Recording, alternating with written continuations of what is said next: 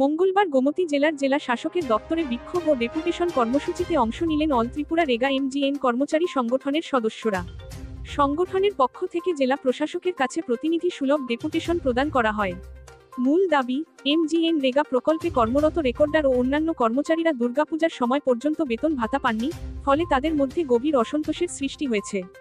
এদিন সংগঠনের প্রতিনিধিরা জানান, প্রতি মাসের মতো নিয়মিত বেতন না পাওয়ায় উৎসবের মরশুমে পরিবার নিয়ে চরম আর্থিক সংকটে পড়েছেন তারা। প্রতিনিধি দলের দাবি, অবিলম্বে বকেয়া বেতন ও অন্যান্য প্রাপ্য ভাতা পরিশোধ করতে হবে এবং ভবিষ্যতে যেন এমন বিলম্ব না হয়, তার স্থায়ী ব্যবস্থা গ্রহণ করতে হবে। জেলা প্রশাসনের পক্ষ থেকে প্রতিনিধিদের দাবিপত্র গ্রহণ করা হয়েছে বলে জানা গেছে। অন্যদিকে, সংগঠনের পক্ষ থেকে হুঁশিয়ারি দেওয়া হয়েছে, যদি দ্রুত সমস্যার সমাধান না হয়, তবে তারা বৃহত্তর আন্দোলনে নামতে বাধ্য হবে। সিএম স্যারের কাছে আমরা ডেপুটেশনে মিলিত হই। তো গতকালকে আমরা 58টা ব্লকে সেম বিডিও স্যারদের নিকট আমরা ডেপুটেশন দিই। আগামীকালকে পর্যায়ক্রমে আমরা রাজ্য স্তরে সেই ডেপুটেশন দেব।